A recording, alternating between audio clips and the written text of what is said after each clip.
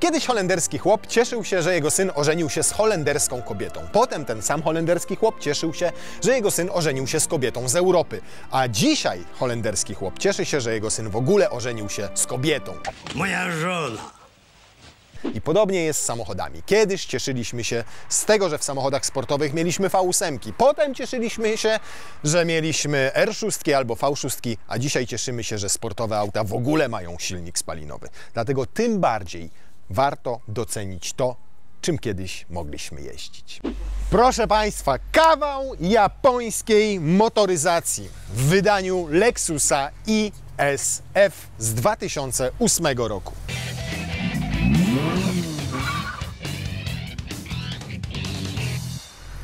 I to jest jedno ze starszych aut, jakie pokazujemy Wam na karoserii używane. Do tej pory były takie 3-4-letnie, które są alternatywą dla samochodów nowych. Pytanie, czy chcecie teraz oglądać u nas też takie rodzyny? No i co powiesz? Rzadki, co? Rzadki. Tak. Bardzo rzadki Tak, model. bardzo rzadki samochód, generalnie niedoceniany. Tego bym nie powiedział. Niedoceniany. Doceniony został po latach, a najlepiej wskazują na to jego ceny. Dzisiaj. Wyobraź sobie, że jak w 2007 roku debiutował, a to było lat 17 temu, to kosztował 315 tysięcy złotych. To jest wersja przedliftowa. Ten jest z 2008 roku. Jego rynkowa wartość, a ma 160 tysięcy kilometrów przebiegu ponad, to i sprowadzony ze Stanów, to około 170-180 tysięcy złotych. Jak znajdziesz taką perełeczkę wychuchaną, wydmuchaną 200, a wersje poliftowe z 2011-2012 roku potrafią kosztować nawet 300, jeżeli mają niewielkie przebiegi, sprawdzoną przeszłość i generalnie są w dobrym, należytym stanie utrzymania. Więc czas zweryfikował i pokazał tak naprawdę, jak cenny jest to samochód. Dzisiaj jest tak poszukiwany, że nawet na Otomoto znajdziesz pojedyncze egzemplarze, bo właściciele ten samochód po prostu trzymają. A trzymają głównie ze względu na to, co znalazło się pod maską. F to na końcu ISF oznacza Fuji Speedway, czyli tor wyścigowy w Japonii, na którym ten samochód był strojony, zarówno zawieszeniowo, jak i silnikowo. I silnik to jest tutaj naprawdę majstersztyk jak na tamte czasy.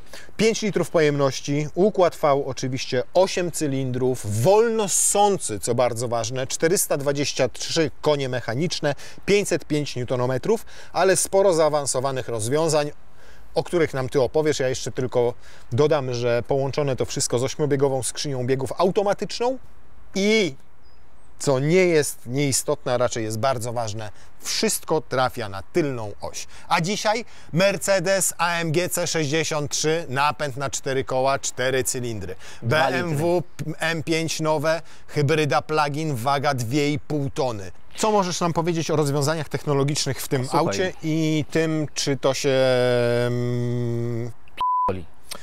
No nie chciałem używać tego słowa, bo to w końcu Lexus, japońska marka, ale wiem, że te silniki nie są bez wad. Słuchaj, nie są bez wad.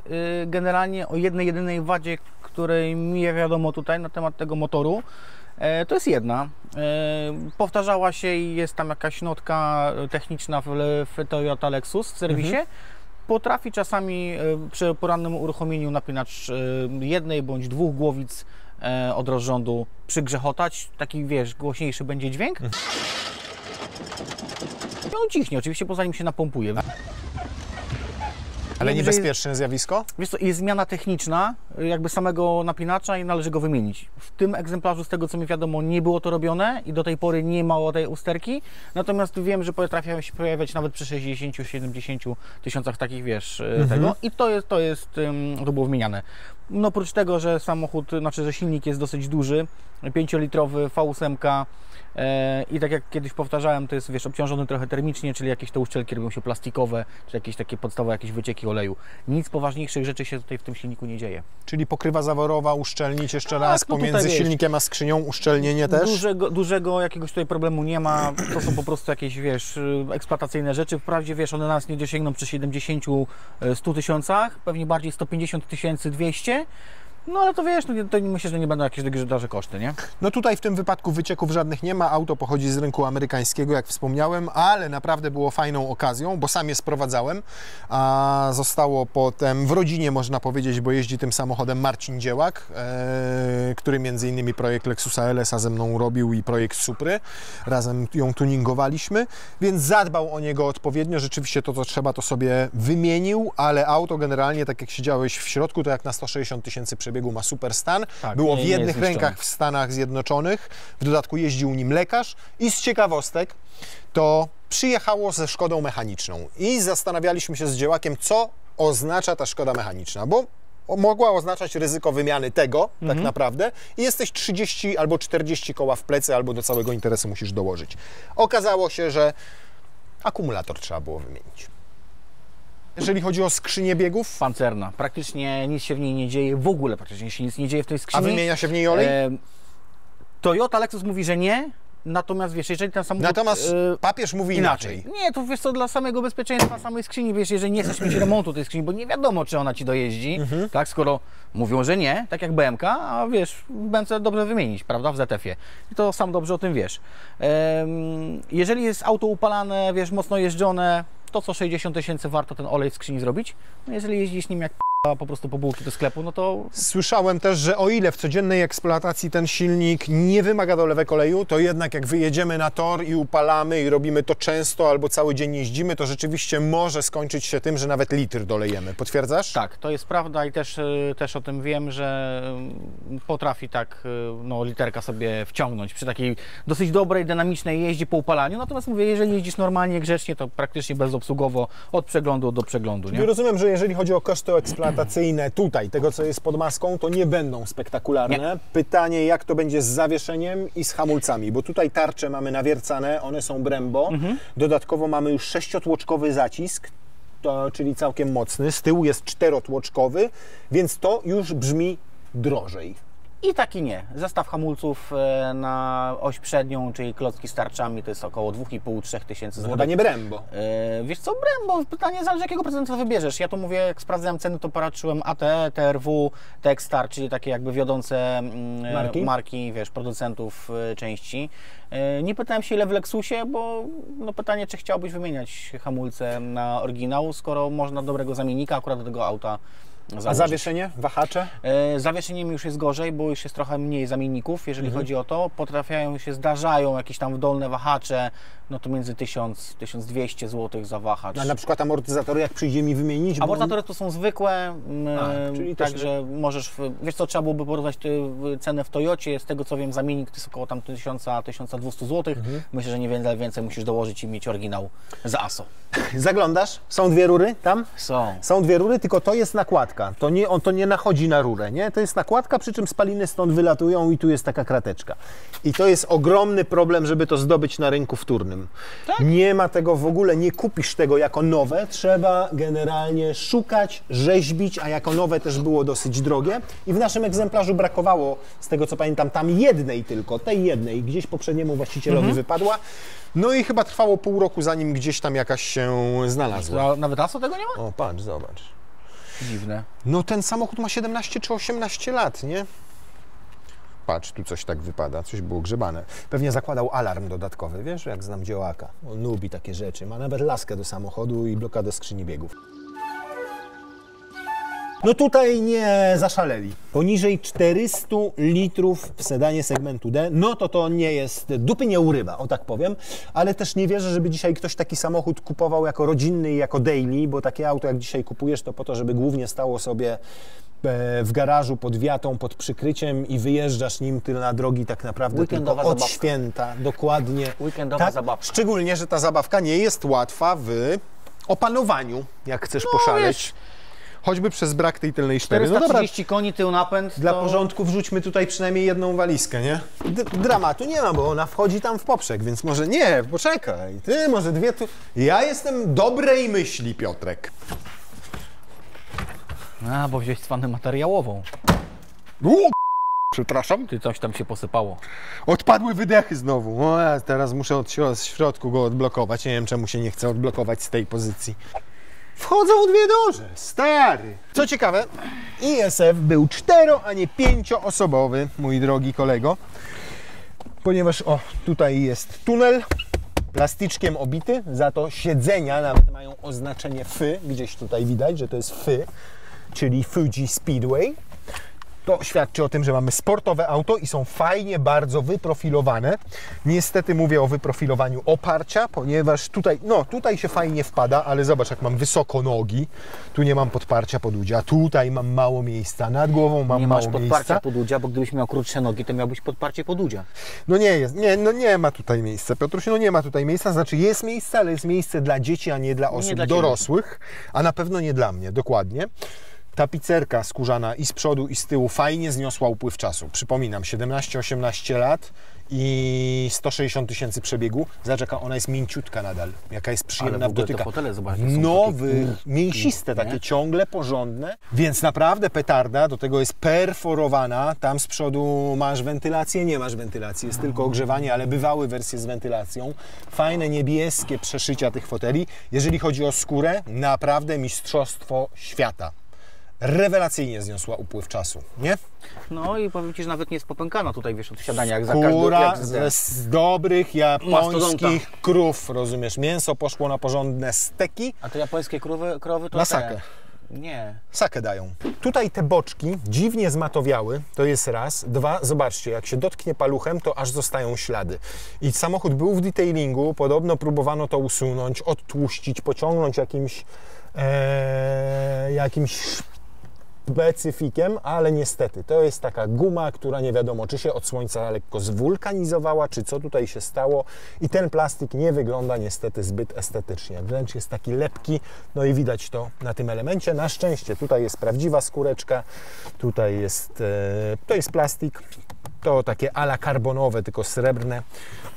W porządku, nawet zobaczcie, kieszeni w drzwiach nie ma żadnej, więc nic nie wrzucicie. Jeżeli coś chcecie przewieźć, to tylko w kieszeniach tutaj z tyłu oparć przednich foteli.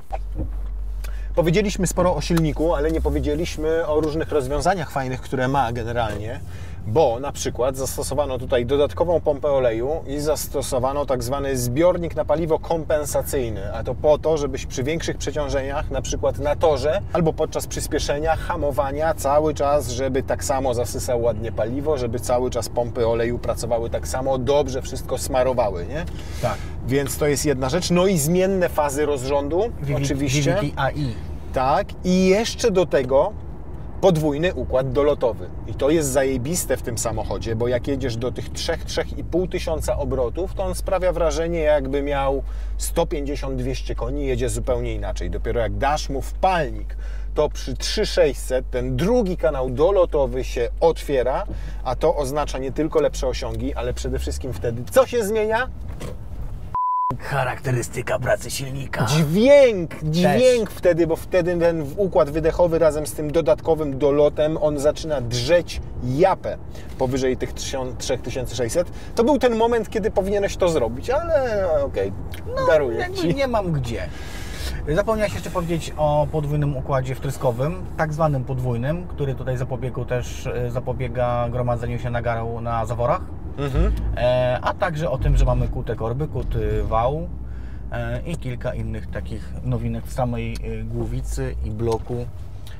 Dzięki temu mamy to, co mamy pod Moskwą. Tak, i też konstrukcja tego okazała się na tyle dobra, że pomimo upływu czasu nadal jest ten silnik produkowany. Oczywiście po pewnych zmianach udoskonalony, ale jest zarówno w RCF-ie, który schodzi już z rynku i u nas miał 477 koni, ale nadal jest w najnowszym IS-ie 500, który od roku 2 lat jest na rynku amerykańskim, tylko dostępny niestety nie dla Europy, natomiast tam to dokładnie nadal 5 litrów, nadal V8, tylko odpowiednio zmodernizowane, jeszcze wzmocnione względem tego, co mamy tutaj. Będzie twardo. Ale nie ma tutaj żadnych aktywnych amortyzatorów, tu jest po prostu zwykły amorek. No wiadomo, że on jest dużo sztywniejszy. No w ogóle nie spodziewasz się po Lexusie, że będzie taki sztywny, nie? No ale czuć, nie? Że jest taki... No czuć i nawet już słychać gdzieniegdzie, nie? Może tutaj wszystko jest ok, ale na przykład tutaj w słupkach B to już słychać, że coś tam potrzaskuje generalnie. Coś gdzieniegdzie pracuje, ale to nie jest też tak, że masz wrażenie, że ten samochód się rozpada. No i dziwko, bo z szybra nic nie słychać, nie? Szyber dachu. Nie wiem, ja słyszę cały czas prawym uchem ten słupek tutaj. A ja tutaj. fotele i ten słupek, i lewy. I tu coś. O, jeszcze tam. O, i tam. Tu? No jest sztywniutkie to zawieszenie, zdecydowanie. Jest. No, ale klaustrofobicznie ja się tutaj czuję. To w segmencie B w europejskich samochodach masz dzisiaj więcej miejsca niż tutaj. Siedzę jakoś dziwnie, musiałem się przesunąć do przodu, żeby silny miał z tyłu więcej miejsca. To przez to, że jest tutaj szyberdach, to w ogóle nie jestem w stanie znaleźć takiej pozycji, żebym tutaj nie dotykał. Bo fotel pasażera w ogóle się nie opuszcza. Ja jak siedziałeś z tyłu, próbowałem go opuścić, a on się w ogóle nie opuszcza. No bo on już jest maksymalnie opuszczony. Tak, jest maksymalnie opuszczony fotel. I dokładnie tutaj na Twoim będzie to samo, no więc tak mówię, bardziej dla ludzi postury Japończyka niż postury Właśnie chciałem Bąka. powiedzieć, tak, że to jest bardziej dla niskorosłych ludzi. No. 1,60 m. Ale tu jakby człowiek siedział, to w ogóle o tym nie pamięta, tylko skupia się na zupełnie czym innym, nie? Tak, na tym. Uważaj, górna! No tu brak tej tylnej szpery to jest coś niesamowitego, ale wiedzieli, że ten samochód nie będzie łatwy w prowadzeniu, więc dostał zupełnie inny system stabilizacji toru jazdy niż wszystkie inne IS-y i Lexusy. On był długo dopracowywany, ale dopracowali go do tego stopnia, że kierowcy, którzy stroili ten samochód na Fuji Speedway, nie byli w stanie z wyłączonym systemem osiągnąć lepszych czasów niż z włączonym. O tym samym słyszałem, tak. Do tego stopnia on był dopracowany, do tego stopnia działał niezależnie na każde koło, do tego stopnia ze sterownikiem silnika współpracował, że po prostu auto szło tam jak po sznurku i każdy, kto wyłączył system, tracił cenne sekundy czy tam dziesiąte sekundy na każdym okrążeniu, bo po prostu gorzej samochód miał gorszą trakcję, nie? Słyszałem także, że był też testowany na Nürburgring i jak wjechali wiesz, z samochodem na tor i zaczęli jeździć, testować, to Niemcy zaczęli troszeczkę srać po gaciach, coś jest nie halo, coś jest, tak, a dosłownie chwilę wcześniej Toyota zastrzegła znak towarowy F. A, proszę. Także oni już, wiesz, byli przygotowani, już robili testy. Mało brakowało, a to auto w ogóle by się nie ukazało, w ogóle nie byłoby serii F. Po prostu któryś z inżynierów sobie stwierdził, że on chciałby IS-a 300 zrobić bardziej sportowego, dopracował silnik, wymyślił, zaprzągł do tego ludzi, ale wcale nie było zgody zarządu na to, żeby coś takiego zrobić. Mieli bardzo mały budżet w ogóle na to. Natomiast jak zobaczyli efekt, to sypnęli groszem i powiedzieli: do 2007 roku ma być gotowy. Samochód, który będzie konkurentem Mercedesa AMG C63, wówczas też jeszcze wolnossącego, i BMW M3, która też jeszcze wtedy chyba była wolnossąca, nie? Tak, wtedy była jeszcze wolnossąca. No i RS4 oczywiście, które miało silnik wówczas w tamtych latach 4.2, bez doładowania, tylko też z wolnego ssaka tyle wyciągnięto, nie? Tylko tam było już quattro. Tak, tam było quattro, więc to było łatwiej ten moment przenieść na oś, żeby ruszyć. No i piękne jest... się obawiam, że może być problem. No i piękne jest to w Lexusie, że wiedząc, że jednak dla nich ważniejszy jest ten rynek amerykański niż europejski, to nadal tłuką taką wersję. Już BMW, Mercedes, Audi, mniejsze silniki, doładowanie, kompresory, turbosprężarki, ograniczanie pojemności, kastrowanie z cylindrów, a tutaj nadal masz IS-a 500, który ma 480 koni dmucha i ma 5-litrowe wolnossące V8. No szkoda tylko, że Europa tego nie docenia. Skrzynia bardzo fajnie biegi zmienia, prawda? Płynnie, nie czuć szarpnięcia. Ona na jest, swoje lata. Ja powiem tak, to jest bardzo dobra skrzynia do normalnej, spokojnej jazdy. Natomiast te skrzynie miały też tę wadę, że kiedy chcesz pojechać sportowo, to tak, po pierwsze wolno zmienia biegi, po drugie przez to, że ma 8 przełożeń, to nie do końca rozumie, na którym przełożeniu powinna jechać. I to jest tak, dobra, wrzucam 4, nie lepiej 5, a jednak zredukuję do 3. Jak rozumiesz, jak twoja żona, która wybiera ciuchy, żeby wyjść na imprezę. Na imprezę, dokładnie. Wezmę to. To dokładnie tak w trybie sportowym działa ta skrzynia biegów. A ty czekasz. jest po prostu wolna, natomiast do spokojnej jazdy, zgadzam się, działa bardzo dobrze i to, co powiedziałeś, ma tę zaletę, że jest bezobsługowa w zasadzie. Tak. Nie?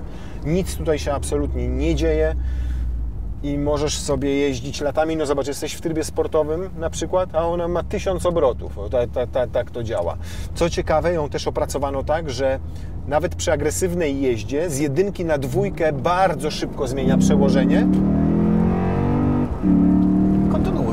A no, ja lubię ten dźwięk. Nie, przestaję, bo wtedy uwielbiam tego słuchać. A to jest też fajne w nim, że słyszysz nie tylko wydech, tak jak w tych współczesnych samochodach słyszysz tam głównie już wydech. Tak, a tutaj tylko słyszysz słyszysz, silnik i który, wydech. tak, Nie? który zmienia tą charakterystykę, Dokładnie. kiedy się ten kolektor przełączy na tą drugą Ale nie opcję. masz tak, że jedziesz nimi, jest taki dreszczyk emocji, Jest, bo bo tył ja- napęd, ja bo czuję, popadało ja czuję. i ten z tyłu, wiesz, tyłeczek Czuję, może zatańczyć za czuję. chwilę. Zajebiste to jest, no. I uważam też, że we wnętrzu się fajnie zestarzał. Piękne ma te zegary. Naprawdę są śliczne te zegary. Ta konsola środkowa, no wiadomo, że multimedia są takie sobie, ale już wtedy były dotykowe. Zobacz, 2007 rok, a już można było tutaj sterować dotykiem. I jest w miarę szybko taki, nie? Jak na tamte czasy to też działa, zobacz. No. To nie jest tak, że tutaj gdzieś on się zawiesza, że on chwilę nie działa, że potem znowu zaczyna działać, tylko to wszystko reaguje, tak jak powinno reagować. Więc pod tym względem jest naprawdę zaskakująco dobrze. Menu Select User, Suspend Guidance, Volume, Info Maintenance, Calendar Language Screen Settings. Podoba mi się ta klasyka, podoba mi się to, że to wszystko upływ czasu dobrze zniosło i powiem Ci, że nawet ten boczek przetarłem, tamten boczek przetarłem, Ale tego z tyłu nie przetarłeś za mną, po lewej stronie. tamtego nie przetarłem i jednak można na to znaleźć sposób. Zobacz, No. jest gitarka. Dziwnie taki klejący się zrobił wtedy. Wiesz nie? co, Taki- to jednak nie jest kwestia jakości tego plastiku, Tylko tylko jakiegoś syfu, kwestia tych syfu, który- detailerów, tak. którzy to robili. Po prostu nie dobrali dobrego specyfiku, dobrego kosmetyku do tego, bo przecież tu jest ten sam materiał i zobacz, on wygląda w porządku. I chociaż, tutaj nie, no zdecydowanie jeszcze... Dobra, Marcin, przetrę Ci to, żeby wyglądało ładnie.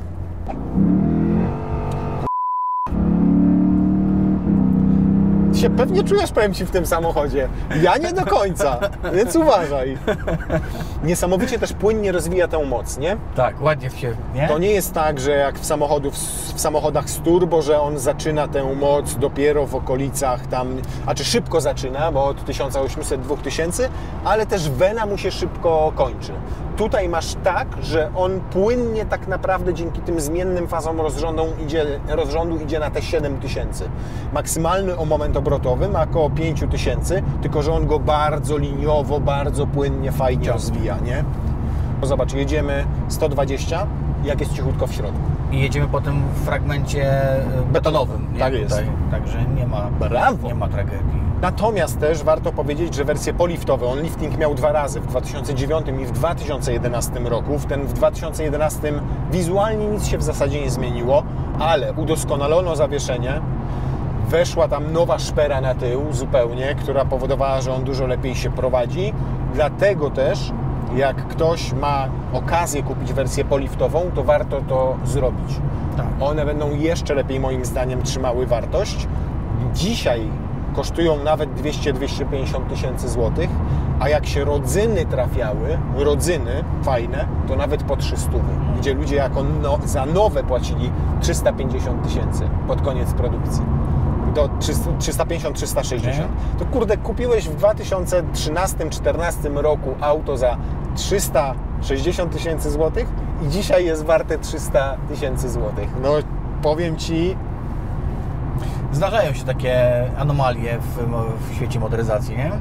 on naprawdę tego wszystkiego nie sprawdziliśmy zużycia paliwa. Jest wygodny, jest cichy. Jest cichy i naprawdę, wiesz, jak jechaliśmy te 120, teraz to tak w ogóle, wiesz...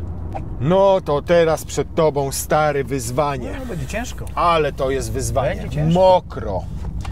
Masz sportowe opony. Masz napęd na tył. I 4,8 do wykręcenia. 4,7. 4,8. Nawet. 4,7. O, tam, zrób poniżej 5. Zróbmy poniżej 5, to będzie dobrze. Powiem Ci, w tych warunkach tym samochodem zrób 6.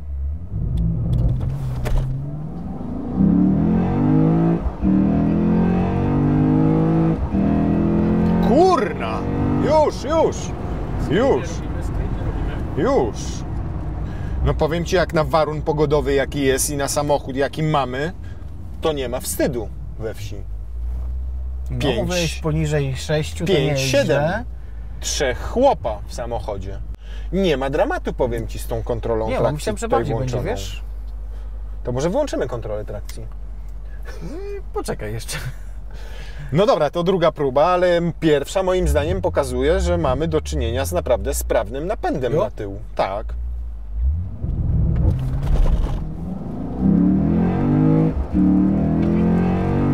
Ależ on gada pięknie już.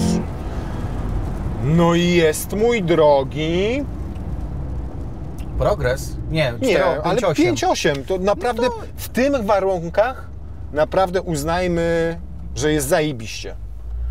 3 osoby na pokładzie, 2 dodatkowych chłopa masz. Pełny Do zbiornik. tego pełny zbiornik paliwa, do tego jest mokro, do tego są sportowe opony, bo tutaj są super sporty albo te 4S, jeżeli dobrze pamiętam. Tył napęd, niezeszperowany, kurna, w ogóle nie mam No to uwag. myślę, że gdyby było mniej paliwa, ładna pogoda, koło 5. Sekundę spokojnie go, Nie? w ogóle sekundę mu urywasz od razu, na samym wyjściu, rozumiesz, na odepchnięciu się. Po 18 bardzo latach. sprawne, no i bardzo sprawną ma tą i kontrolę trakcji i te systemy stabilizacji. Tak. Zauważ, że Czułeś, on że potem... on ładnie ruszył i dopiero później jakby tą kontrolę, bo ja widziałem też po kontrolce, że ona mi tu mryga i czułem delikatnie tą dupkę. Nie wiem, czułeś to na fotelu pasażera? Nie, Nie? nie. Mierzysz? Coś ty. Ale zobacz, jak go od razu nawet obcina. Na takim mokrym. Wyłączyłem mu kontrolę trakcji. Ale widzisz, jak szybko wrzuca ten drugi bieg? Nie ma, że Bo mieli, jedynka nie? bardzo szybko się wkręca, nie? A jak go w manualny wezmę?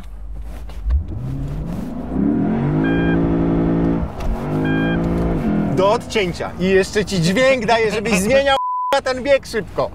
I ja... Takich samochodów nam dzisiaj też trzeba, no. No widziałeś, jak on to robi? Zobacz, patrz.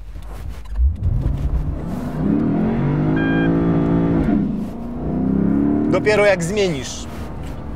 Obawiam się, że po emisji tego odcinka ceny Lexusów ISF wzrosną. Ja pierdzielę. Fajny jest, co? Co kurde, ty mi to mówisz?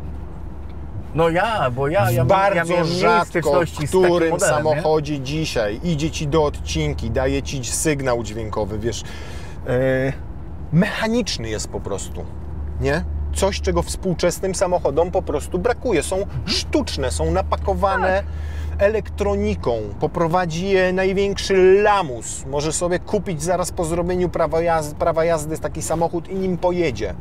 A tutaj... Dźwięk silnika z głośnika. Tak. To przede wszystkim. A tu masz przepiękne brzmienie I ono- wolno scącego V8. I ono nie jest też natarczywe. To jest takie fajne, sportowe, rasowe, ale ono też nie męczy. No powiem Ci, że kurde, takim samochodem to bym pojechał na tor. W starym, dobrym stylu. Nie musisz mieć, tak jak we współczesnych samochodach tego typu, 550, 600 koni mechanicznych. Wystarczy Ci 420, ale z zupełnie innej charakterystyki silnika, z pojemności, a nie z turbosprężarek, bez dodatkowych wspomagaczy, z tylnym napędem, a nie z napędem na 4 koła, bez zbędnej elektroniki. I to jest ten moment, patrz, jeden bieg sobie zróbmy i zobacz teraz tak. Jest spokojnie i 3600 nagle się zaczyna, nie? Robić.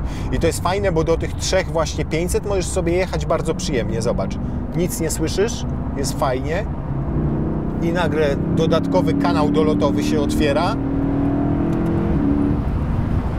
i słyszysz ten dźwięk. Ależ dobry, fajny samochód. A jak no sobie powiem wiesz? Ci, że mnie aż bolą policzki od uśmiechania się w tym aucie. Chyba dzisiaj nie będziemy go oceniać, co? Nie będziemy go chyba dzisiaj oceniać. Bo chyba wiadomo, jaką dostanie od nas ocenę. No wiadomo, no. To se nie wratim, niestety. Zazdroszczę Amerykanom tego, że mogą dzisiaj kupić nowego IS-a 500 z tym motorem, tylko jeszcze o większej mocy i też napęd na tył. Wszystko to samo, wolno ssąca z napędem na tył, oczywiście trochę więcej tam jest elektroniki, pewnie jest szybszy, pewnie jest sprawniejszy.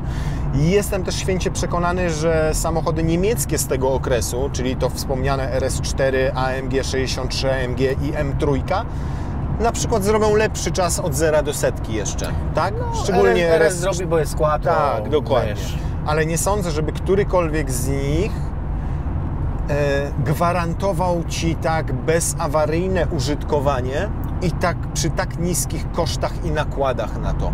To jest fajne, że do tego auta kupisz naprawdę te części, które są dostępne aftermarketowo, nie OEM-owe, ale też dobrych producentów za bardzo przyzwoite pieniądze, a jeszcze fajniejsze jest to, że to jest pancerne wszystko w zasadzie. Oczywiście jak w każdym samochodzie i tu też może się zdarzyć nieszczęście. Oczywiście, jak Ci że się tak. nieszczęście zdarzy, no to wymiana tego z przodu na używany silnik to jest 30 000 złotych. Niestety. Ale tak, to jest samochodem petardą. Ja jestem zauroczony tym wozem. I dziełaku, przysięgam, że żałuję, że Ci tak oddałem ten samochód.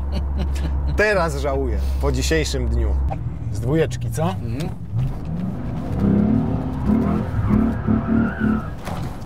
No kurna. Fajnie chodzi, Jest fan. To jest cudowny, no. Cudowny. Wpinasz sobie dwójeczkę i powiem Ci, że zaskakująco,